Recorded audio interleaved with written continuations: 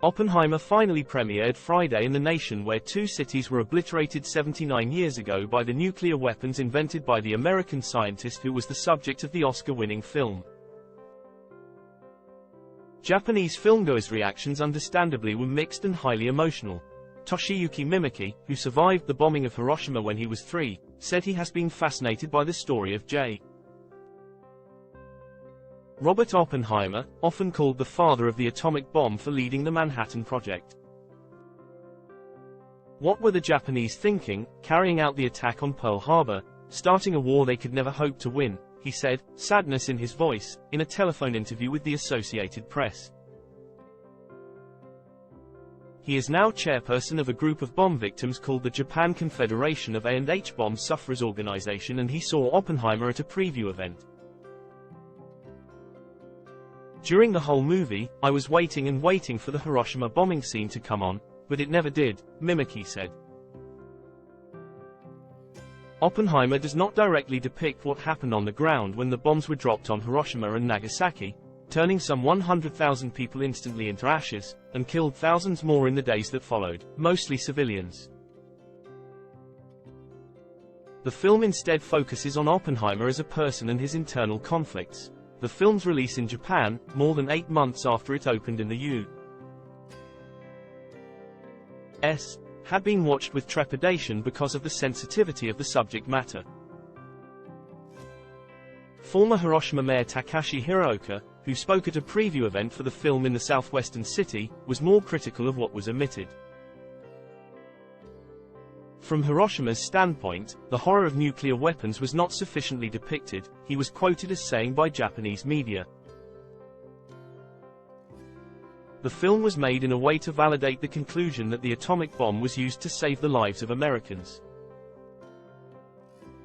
Some moviegoers offered praise. One man emerging from a Tokyo theater Friday said the movie was great, stressing that the topic was of great interest to Japanese, although emotionally volatile as well. Another said he got choked up over the film scenes depicting Oppenheimer's inner turmoil.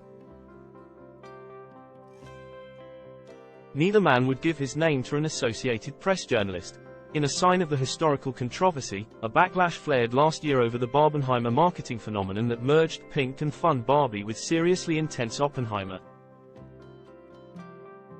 Warner Bros. Japan, which distributed Barbie in the country, apologized after some memes depicted the Mattel doll with atomic blast imagery.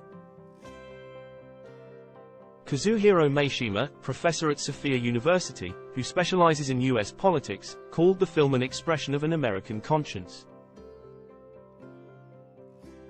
Those who expect an anti-war movie may be disappointed, but the telling of Oppenheimer's story in a Hollywood blockbuster would have been unthinkable several decades ago, when justification of nuclear weapons dominated American sentiments, Mishima said. The work shows an America that has changed dramatically, he said in a telephone interview. Others suggested the world might be ready for a Japanese response to that story. Takashi Yamazaki, director of Godzilla -1, which won the Oscar for visual effects and is a powerful statement on nuclear catastrophe in its own way, suggested he might be the man for that job. I feel there needs to be an answer from Japan to Oppenheimer. Someday, I would like to make that movie, he said in an online dialogue with Oppenheimer director Christopher Nolan. Nolan heartily agreed. Hiroyuki Shinju, a lawyer, noted Japan and Germany also carried out wartime atrocities, even as the nuclear threat grows around the world. Historians say Japan was also working on nuclear weapons during World War II and would have almost certainly used them against other nations, Shinju said. This movie can serve as the starting point for addressing the legitimacy of the use of nuclear weapons on Hiroshima and Nagasaki, as well as humanity's, and Japan's, reflections on nuclear weapons and war, he wrote in his commentary on Oppenheimer published by the Tokyo Bar Association.